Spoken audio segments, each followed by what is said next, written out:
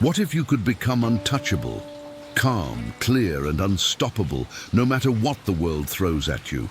That's the promise of Epictetus's art of living. Real happiness, he says, isn't out there in fortune, fame, praise, or luck. It lives within your reach, because it depends on three things that are always yours: your will, your interpretation of what happens, and the way you use those interpretations. Freedom is the only goal that truly matters, and it's won by letting go of what isn't up to you and mastering what is. Do you want to be invincible? Then stop trying to control what you never really controlled in the first place.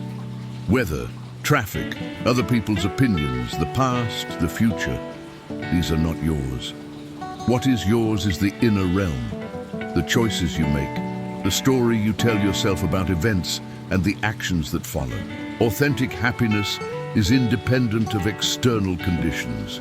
Practice indifference to what lies beyond your command, not as coldness, but as clarity. Stop striving to be anything other than the best, most honest version of yourself, because that is under your control right now. At every moment you stand between two basic paths. You can commit to reason and live faithfully to what is true, or you can chase appearances, drift with trends, and lose yourself in surfaces. You can invest your talents in inner work or squander them on status and vanity. Those who choose wisdom live deliberately. Those who don't float along with the mediocre. Everything starts with a clean distinction. Some things are up to us, others are not. Real freedom begins the moment you accept that rule and train your attention to stay with what's yours. Keep your gaze on your own choices. Let what belongs to others remain theirs. If you do this, coercion loses its grip. You won't be forced into anything against your will, because your will is the one field where you are sovereign. Others won't be able to harm you, because harm is a judgment you grant. When something happens, your power lies in your attitude toward it. Your options are acceptance or resentment. Only one of these leads to peace. It isn't the events themselves that scare or crush us. It's the way we think about them. A stranger's words are just vibrations in the air until our mind stamps meaning on them. A setback is just a change of plan until we call it a disaster. We are disturbed not by things, but by the opinions we attach to things. So be suspicious of first impressions that scream, "This is terrible." Pause. Step back. Notice the story you're telling. Ask, what else could this mean? What's still in my control? Resist the impulse to lash out at appearances. Don't let your nervous system be hijacked by the first picture your mind paints. Give yourself a breath, a tiny wedge of space, and let a wider view emerge. Walk around the situation in your mind like a sculptor circling a block of marble. From one angle, it's rough. From another, it holds a figure waiting to be freed. Clarity of thought does not happen by accident. It's a discipline. You train it the way an athlete trains reflexes, deliberately, daily. Clarity teaches you to aim your will at what you can do now, to stay faithful to your purpose, to understand your role with others and the duties that flow from those roles. That clarity is how you steer. Every challenge is raw material. Each difficulty offers a chance to turn inward and draw on resources you didn't know you had. The trial reveals your strengths. A rude email becomes a lesson in restraint. A sudden loss becomes a practice in acceptance. A failure becomes a map of how to improve. Use everything, especially what you didn't choose, as fuel for character. Inner serenity is the signature of a higher life. It grows as the inner noise dies down. To be impatient at every inconvenience is to be a slave of circumstance. It's better to be hungry but unafraid than well-fed and tormented by anxiety, suspicion, and uncontrolled desires. Begin a program of self-mastery now. Your will is always within your reach. Nothing can truly stop you from willing what is right. Nothing can block your ability to remain noble in your own judgments. Spiritual progress requires letting go of the non-essential. Most things that clamor for attention are trivial. It's even fine to look naive about matters that don't concern you. Let others chase gossip and trends. Don't mortgage your peace to public opinion. Those dazzled by appearances will not understand your priorities. Stay with your purpose. That is how a life becomes coherent. Do not depend on admiration. If praise were the source of merit, then virtue would belong to whoever shouted the loudest. It doesn't. The seeker of wisdom must expect criticism and even mockery. Let it come. You are not training for applause. You are training for freedom. Evil, in the Stoic sense, isn't some force woven into the fabric of the world. It's what emerges when we neglect our aim, when we daydream through life, when we let laziness and distraction rule the will. Remember your goal, inner progress. Each time you recall it, you draw good nearer and push pettiness away. Freedom is forged on the anvil of reality. Don't look away from death, loss, illness, and disappointment. Face them, imagine them, not to become morbid, but to become free. By contemplating life's hard edges, you reduce their sting and weaken envy. You adapt desire to reality, instead of demanding that reality conform to desire. Nature is governed by laws you did not write.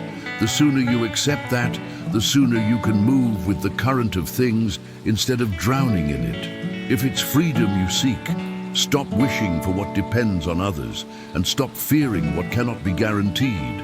Freedom isn't license to do whatever you want. It's lucid consent to what you can't control and disciplined command of what you can.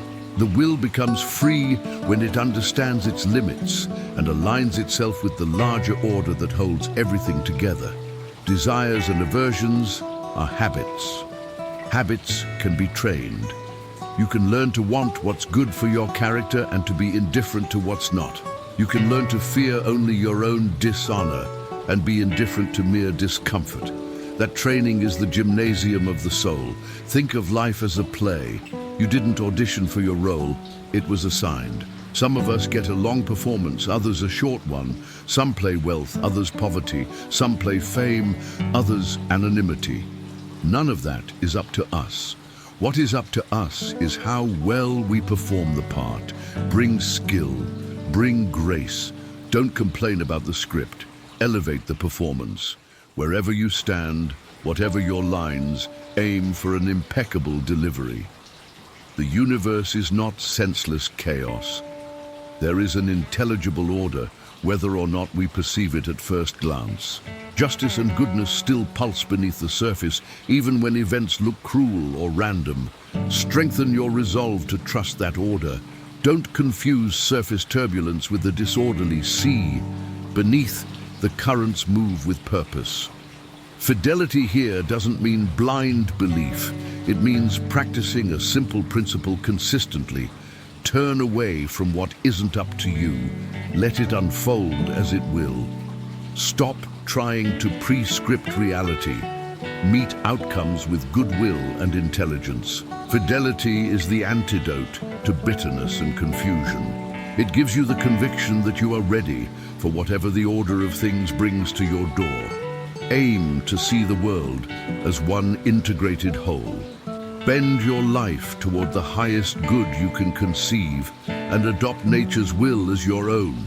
Then even hard circumstances will feel like training partners, not enemies. You won't feel persecuted or helpless. You'll feel strong, determined, and secure because your footing is inside, not outside. Be honest with yourself about your gifts. Who are you? What are you capable of? Growth takes time. You're always learning, always becoming. Seek challenges. They're the staircase to the next level of moral, intellectual, and physical development. But don't pretend to be someone you're not. That's a sure way to choke the gifts that could have been yours. Within the larger order, there is a calling tailored to you. Listen for it. Then follow it faithfully. Attend to this moment. There is only ever this task, this person, this choice. Enter it fully. Stop inventing difficulties that aren't here yet. Stop hovering at the edge of your life. Participate. Respect your partnership with nature. Ask yourself often, What is the right action now? How can I perform this task in a way that aligns with what is good? Then listen for the answer and move. Even when the door is shut and the room is dark, you are not alone. The rational principle of nature lives within you like a quiet guide. Consult it, follow its counsel. The material for the art of living is your own life. You can't sculpt a masterpiece in an afternoon, but you can carve a little each day. Give your best. Be good now, not later. At this point, pause and reflect with me. What's one situation you're trying to control that you could let go of today?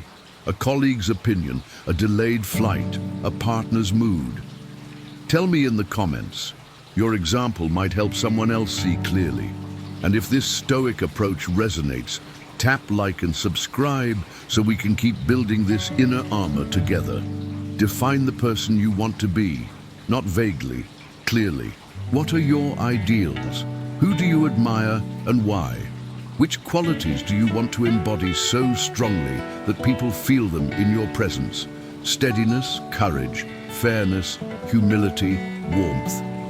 Write it down. If you keep a journal, describe the conduct you intend to adopt, both in private and in public. That way, you can consult your own definition when you waver. Then begin living it now.